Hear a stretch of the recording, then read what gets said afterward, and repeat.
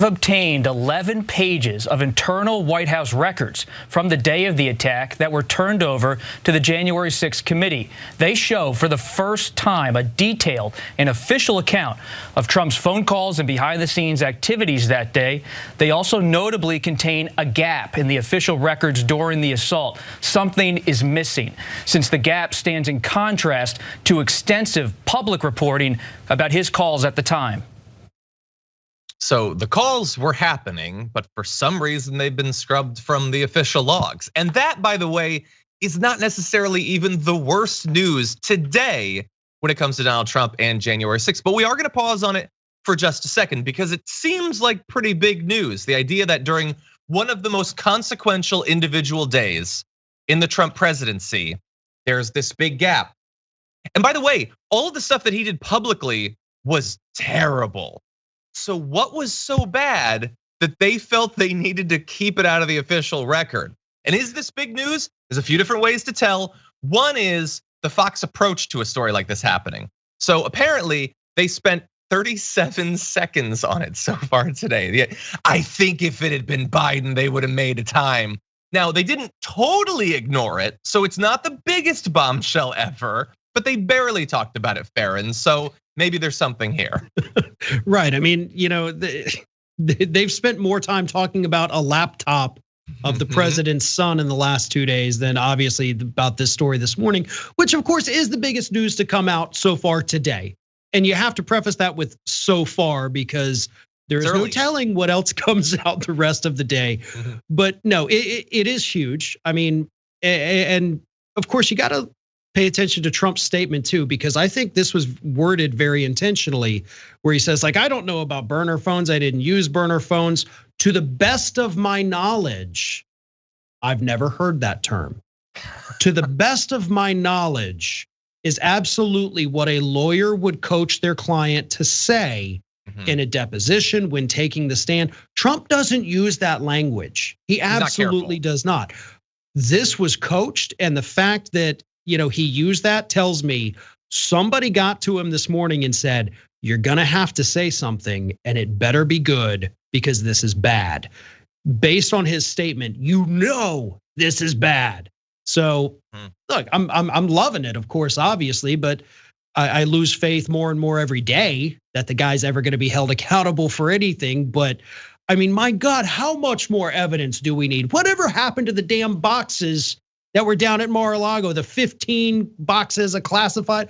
I mean, everybody kind of forgot already that even happened. So yes, this is huge. I mean, this is Watergate level on steroids. But are we gonna move on a week from now and be like, oh yeah, remember those call logs that didn't exist and they should have? I don't know. I'm afraid we will forget about it. I probably will too, honestly. Let's keep it real. It just comes at you so fast every day. Yeah, no, you're totally right. If Biden seemed to doze off in a press conference for 7 seconds, they would do a whole day of news about it. The idea that there's this massive cannonball blasted in the middle of the call logs is obviously a massive story. You're totally right. By the way, it's a fun game I occasionally like to play of, hey, remember this thing that should have been a total turning point in the Trump presidency? Hey, remember when we found out like right before one of the presidential debates that he clearly committed tax fraud? And then we just moved on and nothing happened about it. There's like 1,000 of those. But yeah, this is like, he clearly has been using burner phones. You're right. He does not use careful language like that. It's evasive, weenie language. And we know, I forget the guy's name, but it was like a week or two ago, one of the guys involved in the planning of the Ellipse rally said, I was the guy that bought the burner phones. They were clearly communicating on them. They knew why they would need to be using those phones. I sort of share, I think what you're expressing, a fear that nothing will come of this. We'll never find out what those calls were, but clearly they felt they had something to hide. Well, and even if it wasn't burner phones specifically, we also have confirmation, and this goes back to that funny story where Trump had to use the Secret Service agent's cell phone to call Melania after the Stormy Daniels story broke because she wouldn't answer his calls. So we do know that the guy is not, opposed to grabbing somebody else's cell phone and making these calls. So that is also a real possibility, and that means, okay, maybe we do have to start calling in the Secret Service agents that were there that day. Did Trump use your phone? Do we have to, start subpoenaing those phone records too? At this point, because of this massive gap, everybody that was in the White House that day now should be looked at. Yeah. Offer them immunity if you want, whatever. I don't know immunity from what, but whatever it is, send out the invites. You're invited to a special consultation with the January 6th committee. And by the way, bring your cell phone with you. We just want to talk. We just want to talk. See what apps you got, what games you playing these days. Anyway, yeah, no, you're totally right. And by the way, related to the grabbing the Secret Service officer's phone, does anybody remember what happened immediately after Trump was banned from Twitter? He just started going onto other people's Twitter account of the people around him, and then they would get banned, and then he'd move on to another one. He was like a social media like horde of locusts consuming accounts left and right. So yes, I think you're totally right. Start looking at the other ones. But the interesting thing is, as I said, maybe we can have a debate about which is the worst story for him. But Donald Trump has had multiple devastating headlines over the last 24 hours, just in regards to January 6th. Including this, which I now fear is going to be lost in the shuffle of the news, as so many things are. A US federal judge yesterday found that former President Donald Trump and legal advisor John Eastman probably committed felony obstruction in their efforts to overturn the 2020 presidential election. More probably committed obstruction like we had with the Mueller report and everything. The judge's ruling ordered that 101 emails sent by Trump to Eastman be turned over to the January 6th commission that's looking into it. But I want to dive a little bit into the actual ruling that the judge put out. It's 44 pages, freely available. You can go look at the entire thing. Here are a few things that I think are important. Like this, based on the evidence, the court finds it more likely than not that President Trump corruptly attempted to obstruct the joint session of Congress on January 6th. And again, as we'll get into, and Farron already sort of alluded to, this was not a thing where the judge was supposed to be ruling this broadly, but apparently felt like nobody else is doing anything, I gotta weigh in here. But I wanna give you a little bit more from the actual ruling. It says, Dr. Eastman and President Trump launched a campaign to overturn a Democratic election, an action unprecedented in American history. Their campaign was not confined to the ivory tower, it was a coup in search of a legal theory. The plan spurred violent attacks on the seat of our nation's government, led to the deaths of several law enforcement officers, and deepened public distrust in our political process. The illegality of the plan was obvious.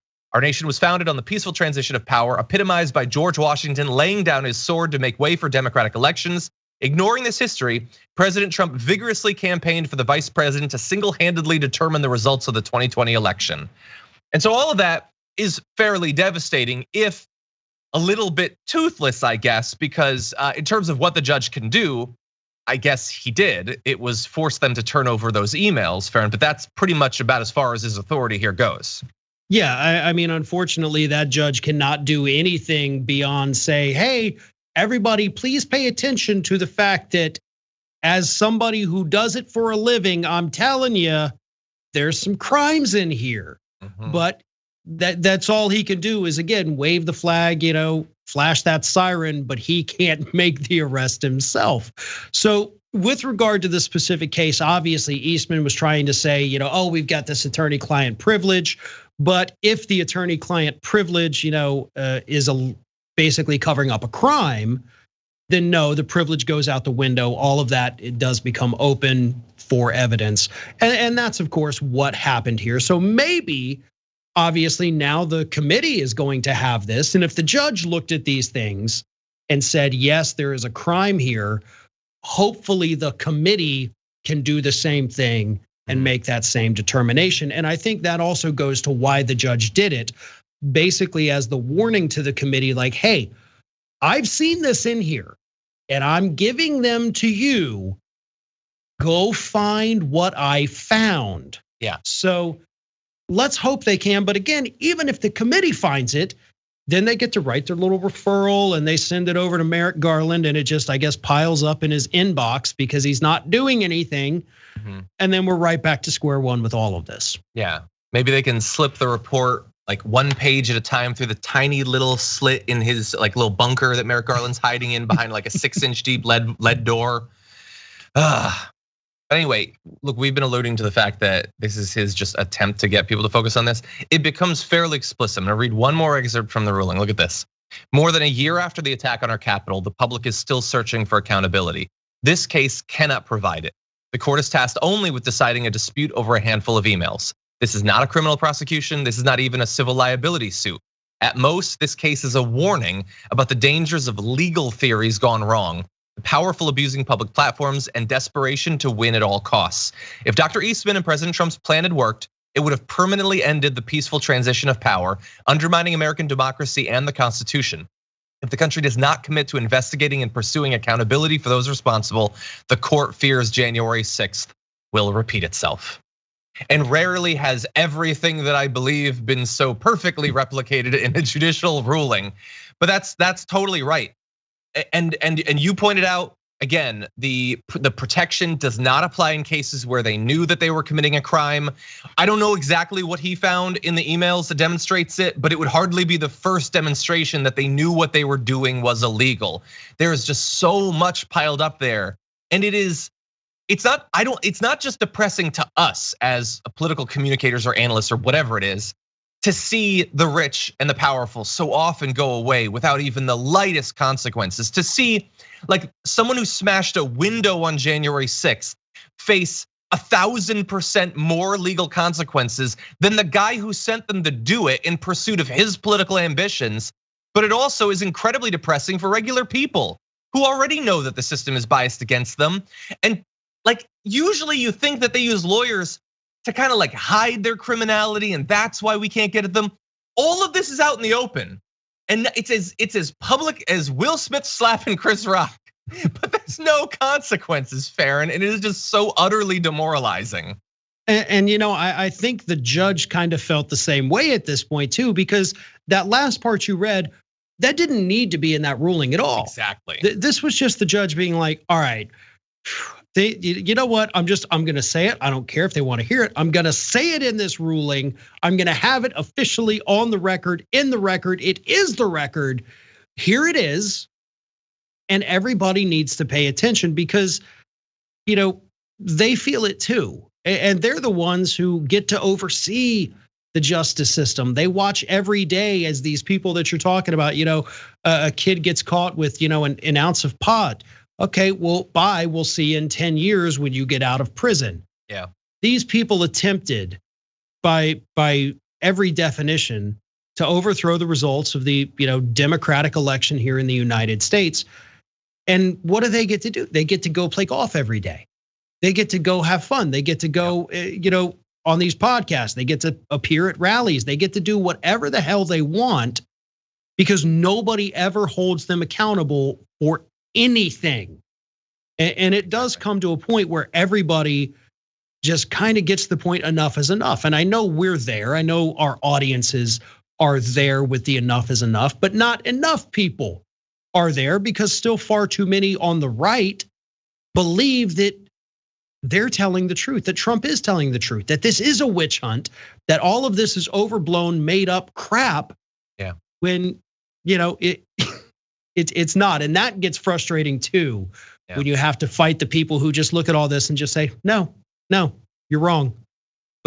Or that they know it's a crime, but they like the crime and they very much like more of it. Yeah, and then of course there's the added slice of the population that thinks, oh no, there were consequences. Biden won, now we're good. Yeah. No, that's not how it works at all. That's a dangerous way to think.